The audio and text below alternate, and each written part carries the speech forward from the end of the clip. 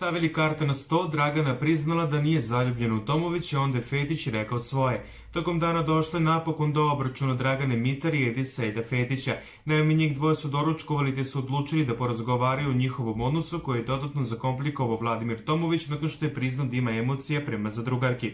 Ovde nikome nisu jasni naši odnosi jer smo mi prijatelji. Mi nikome nismo ni napolju rekli naš odnos. Šta je ovom čoveku? Ja bih to posmatrala kao nešto su tu njih dvoje muljali, sad nemaju ništa, došao je da prizna neke svoje greške. Zar nisam u pravu? Ti nisi rekao da se razvodiš, nijednog momenta mene nisi spomenuo nigde. Kad su te pitali sa kime ćeš podeliti nagradu, rekao si da ćeš sam. Pozdravljaš porodicu u onom klipu, mene nema nigde, upitale Dragana.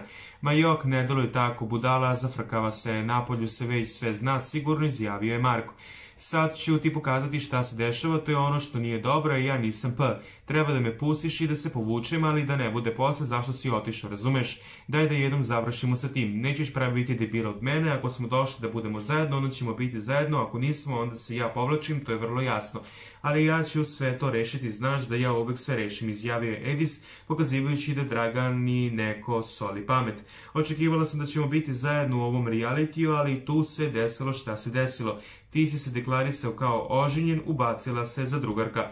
Možda si se zatreskala u njega, nastavio Fetić. Nisam se zatreskala, ispala sam grešna ovdje i to je to, obiće mi se u glavu to, kao da slušam Sinišu 2, uzvratile Dragana. Šta te boli K za to, odbrusio je Edis držeći i zadrugarku za zadnjicu.